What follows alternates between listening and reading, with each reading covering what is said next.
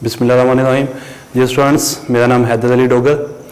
आज हम mathematics second year का चैप्टर नंबर 4 स्टार्ट करेंगे, जो हमारे पास है इंट्रोडक्शन टू एनालिटिक ज्योमेट्री। इसमें हमारे पास दो लफ्ज़ यूज हुए हैं, एक एनालिटिक एंड एक ज्योमेट्री। पहले तो हम ज्योमेट्री के बारे में हमने डिस्कस किया हुआ है कि ज्योमेट्री क्या होती है। ज्योमेट्री में हम कहते हैं कि अगर हम किसी भी शेप्स को या डायग्राम्स को स्टडी करते हैं तो वो हमारे पास ज्योमेट्री में आ जाती हैं। यहाँ पे हमारे पास साथ लफ्ज़ आ रहा है एनालिटिक ज्योमेट्री। एनालिटिक ज्योमेट्री उसको हमने स्टडी करना होगा एनालिटिकली। एनालिटिकली में हमारे पास उसकी लेंथ विड्थ उसको न्यूमेरिकली जब सॉल्व करते हैं तो उसे हम कहते हैं वो हमारे पास एनालिटिकली ज्योमेट्री में आ जाएगी कि एनालिटिकली हम इसको सॉल्व कर रहे हैं। इसको स्टार्ट करने से पहले टॉपिक में हमारे पास पहले टॉपिक जो आता है एक्सरसाइज से पहले हमारे पास टॉपिक आता है कोऑर्डिनेट सिस्टम। हम पहले उसमें कोऑर्डिनेट सिस्टम को डिस्कस कर लेते हैं जी कि कोऑर्डिनेट सिस्टम क्या होता है।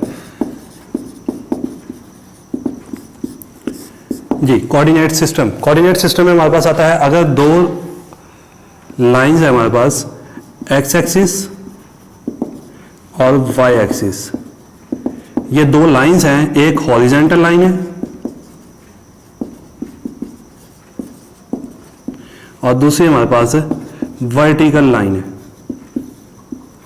हम कहते हैं अगर ये दो लाइंस एक दूसरे को परपेंडिकुलरली इंटरसेक्ट करती हैं तो वो हमारे पास कोऑर्डिनेट सिस्टम बन जाता है, जिसे हम एक्स एक्सिस और वाई एक्सिस से शो करते हैं। ये हमारे पास एक्स एक्सिस पॉजिटिव में है, वाई एक्सिस भी पॉजिटिव में है। इस साइड पे हमारे पास एक्स एक्सिस नेगेटिव में आ जाता है और यहाँ पे वाई एक्सिस नेगेटिव में आ जाएगा। इसमें हमारे पास ये जो यहाँ जिस पॉइंट पे ये दोनों इंटरसेक्ट कर रही होती हैं ओरिजिन पॉइंट कहते हैं। यहाँ पे एक्स की वैल्यू भी जीरो होती है और वाई की वैल्यू भी जीरो होती है। दोनों पॉइंट्स की वैल्यू हमारे पास जीरो आ जाती है।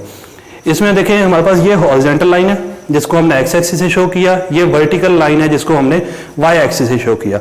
यहाँ पे हमारे पास कोई भी इक्वेशन दे के हमारे से एक क्वेश्चन पूछा जा सकता है कि कोई भी हमें इक्वेशन दे दी जाए और हमारे से पूछा जाए क्या वो इस ओरिजिन से पास करती है या ओरिजिन पे लाई करती है या नहीं करती, ओरिजिन से पास करती है या नहीं करती। उसके लिए हमारे पास होता है कि अगर वो इस ओरिजिन में से लाई करेगी तो वो उस रीजन को में से पास होगी, अगर उस रीजन पे लाई नहीं करेगी तो वो रीजन में से पास नहीं होगी।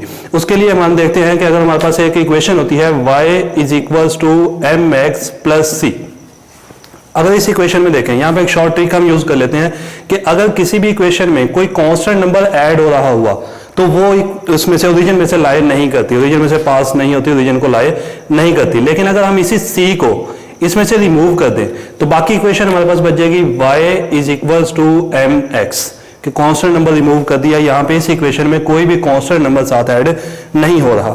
इसमें देखिए अगर हम y और x के पॉइंट पुट करें जो कि ओरिजिन है 0 एंड 0, तो ये दोनों हमारे पास सेटिस्फाई करती हैं तो हम कहते हैं ये ओरिजिन में से पास होती है, ओरिजिन को लाई करती है। अगर हमारे पास एक इक्वेशन होती है x square plus y square is equals to 0, यहाँ पे भी देख लें कोई कांस्टेंट नंबर साथ ऐड नहीं हो रहा तो हम कहते हैं कि ये भी ओरिजिन में से अलाई करती है, ओरिजिन में से पास होती है। अब इसी कोऑर्डिनेट सिस्टम को आगे हम डिस्कस करते हैं कि इस कोऑर्डिनेट सिस्टम में हमने कहा कि ये वाली जो लाइन है ये पॉजिटिव एक्स एक्सिस है, ये हमारे पास पॉजिटिव वाई एक्सिस है। इसको हम मजीद करते हैं कोऑर्डिनेट सिस्टम को।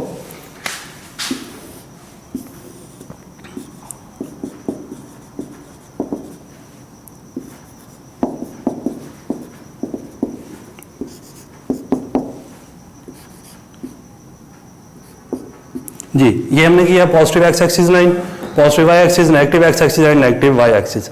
अब इस क्वाड्रेंट को हम कहते हैं ये हमारे पास फर्स्ट क्वाड्रेंट होगा, ये हमारे पास सेकंड क्वाड्रेंट होगा, ये हमारे पास थर्ड क्वाड्रेंट होगा और ये हमारे पास फोर्थ क्वाड्रेंट होगा। अब इनमें हम वैल्यूज देखते हैं। फर्स्ट क्वाड्रेंट में जो हमारे पास वैल्यू होती है x की वैल्यू भी ग्रेटर देन 0 होती है और y की वैल्यू भी ग्रेटर देन 0 होती है, मतलब दोनों वैल्यूज हमारे पास पॉजिटिव होती हैं। ये जो क्वाड्रेंट है ये नेगेटिव x एक्सिस और पॉजिटिव y एक्सिस के साथ है, तो इस क्वाड्रेंट में x की वैल्यू लेस देन 0 और y की वैल्यू ग्रेटर देन 0 होगी। y की वैल्यू पॉजिटिव हो जाएगी और x की वैल्यू नेगेटिव होगी। इस क्वाड्रेंट में देखते हैं तो इस क्वाड्रेंट में x की वैल्यू भी नेगेटिव है और y की वैल्यू भी नेगेटिव है, दोनों वैल्यूज लेस देन 0 है। जब फोर्थ क्वाड्रेंट में आते हैं तो यहाँ पे x की वैल्यू ग्रेटर देन 0 है और y की वैल्यू लेस देन जीरो है, नेगेटिव वैल्यू है। इन्हीं चीजों से रिलेटेड हमारा क्वेश्चन नंबर 1 होगा। इसमें देखें पहला क्वाड्रेंट था, पहला क्वाड्रेंट हमारा पॉजिटिव एक्स एक्सिस और पॉजिटिव वाई एक्सिस के साथ है, तो एक्स एक्सिस की वैल्यू भी पॉजिटिव, वाई की वैल्यू भी पॉजिटिव होगी हमारे फर्स्ट क्वाड्रेंट में। सेकंड क्वाड्रेंट में हमारे एक्स की वैल्यू नेगेटिव होती है और वाई एक्सिस की पॉजिटिव होता है, तो वाई की वैल्यू पॉजिटिव हो जाती है। थर्ड में एक्स की वैल्यू भी नेगेटिव, वाई की वैल्यू भी नेगेटिव। फोर्थ में आते हैं तो एक्स की वैल्यू पॉजिटिव हो जाती है और वाई की वैल्यू लेस देन जीरो होती है, नेगेटिव वैल्यू आ जाती है। अब ये एक्स एक्सिस बच गया हमारे पास कि ये जो एक्स एक्सिस की लाइन है यहाँ पे क्या वैल्यूज होंगी, इस वाई एक्सिस की लाइन पे क्या वैल्यूज होंगी। इस एक्स एक्सिस पे जो होता है ये वाई इक्वल्स टू जीरो होता है और वाई एक्सिस पे x is equals to zero होता है। अगर कोई भी इक्वेशन हमें दी जाती है कि y इक्वल्स टू जीरो है तो हम कहेंगे कि वो जो पॉइंट है वो लाई कर रहा होगा इस x एक्सिस पे। अगर हमें कहा जाता है कि x इक्वल्स टू जीरो है तो वो लाई कर रहा होगा हमारी y एक्सिस पे, वैल्यू y में चेंज हो रही होगी लेकिन x की वैल्यू जीरो फिक्स होगी जो कि ओरिजिन पॉइंट पे होती है। इसलिए इस लाइन पे, वर्टिकल लाइन पे x इक्वल्स टू जीरो होता है और हॉरिजॉन्टल लाइन पे y is equals to zero होता है। यह था हमारा कोऑर्डिनेट सिस्टम। इससे आगे हम इसकी एक्सरसाइज स्टार्ट करते हैं। एक्सरसाइज में हमारे पास क्वेश्चन है, जो फर्स्ट क्वेश्चन है उसके हमारे स्मार्ट सिलेबस में जो क्वेश्चन है हम पहले उन्हीं को स्टडी करेंगे। उसमें हमारे पास है स्मार्ट सिलेबस में हमारे पास आता है पार्ट नंबर 7, 8 एंड 9। जी फर्स्ट क्वेश्चन एक्सरसाइज है 4.1, इसका क्वेश्चन नंबर 1 है हमारे पास।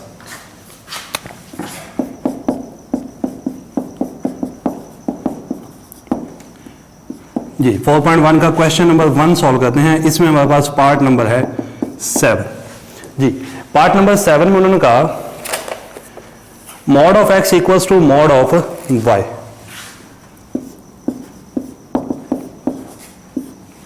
जी मॉड में हमें पता है कि वैल्यूज पॉजिटिव होती है। अगर हम इसको सिंप्लीफाई करें तो हम इस तरह भी लिख सकते हैं y is equals two plus minus of x, के y की वैल्यू या पॉजिटिव x के इक्वल होगी या y की वैल्यू नेगेटिव x के इक्वल होगी। ये दो वैल्यूज बनती है हमारे पास y की। हमने जैसे कोऑर्डिनेट सिस्टम में किया था कि x axis and y axis देखे थे, यहां पे हमने कहा था कि x की value greater than zero, y की वैल्यू भी ग्रेटर देन जीरो, x की value less than zero, y की वैल्यू ग्रेटर देन जीरो। इसमें हमारे पास x की value less than zero, y की value less than zero, x की value greater than zero, y value less than zero. अब देखें यहां पे हमारे पास आ रहा है y इक्वल्स टू एक्स, मतलब कि y और x की दोनों वैल्यू सेम होनी चाहिए। सेम देखें किस किस क्वाड्रेंट में, इस फर्स्ट क्वाड्रेंट में है और हमारी ये थर्ड क्वाड्रेंट में, दोनों सेम है। हम कहेंगे पॉइंट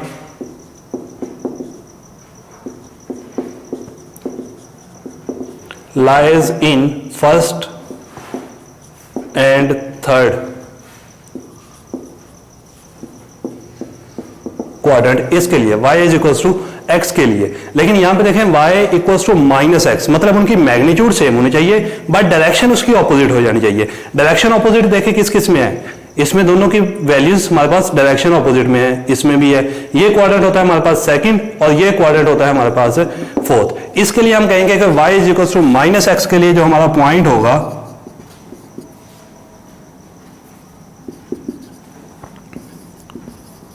वो लाई करेगा सेकंड एंड फोर्थ क्वाड्रेंट। ये हमने इनके लोकेशन बताने थे कि किस किस क्वाड्रेंट में होते हैं, तो हमने बता दिया कि जो इस पॉइंट के लिए y is equals to x के लिए जो पॉइंट होगा वो लाई करेगा पहले और थर्ड क्वाड्रेंट में, फर्स्ट एंड थर्ड क्वाड्रेंट में। जबकि ये जो y is equals to minus x है, इसमें मैग्नीट्यूड तो सेम है बट डायरेक्शन उसकी ऑपोजिटली है, तो वो हमारा लाई करता है सेकंड एंड फोर्थ क्वाड्रेंट में। ये था हमारा 7 पार्ट इसका। नेक्स्ट हमारे पास है पार्ट नंबर 8। जी पार्ट नंबर 8 है x mod of x is greater than and equals to 3।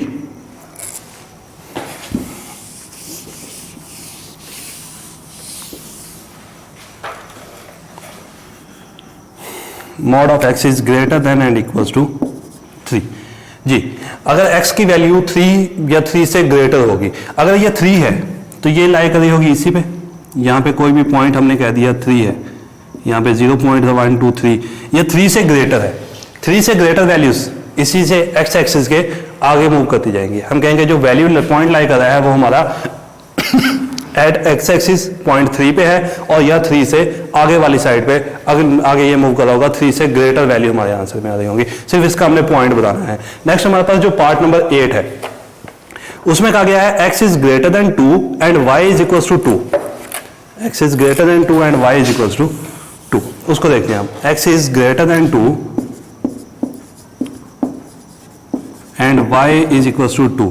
जी, यहां पे एक बात हमारी डिस्कस रहेगी। हमने कहा था कि जो x एक्सिस है, ये जो x एक्सिस है, इसे हम कहते हैं एब्सिसा।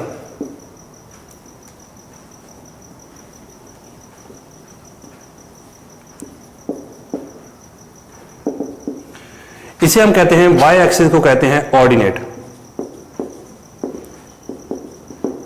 जी, x एक्सिस को हम कहते हैं हमारा एब्सिसा होता है और y एक्सिस को हम कहते हैं कि ये हमारा ऑर्डिनेट होता है। अगर हम यहां पे देखें x greater than 2 and y equals to 2, कि जो एब्सिसा होगा वो ग्रेटर देन 2 होना चाहिए और y जो होगा वो इक्वल्स टू 2 होना चाहिए। हम यहां लिखेंगे हेयर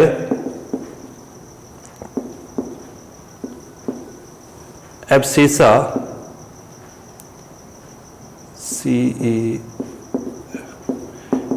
is greater than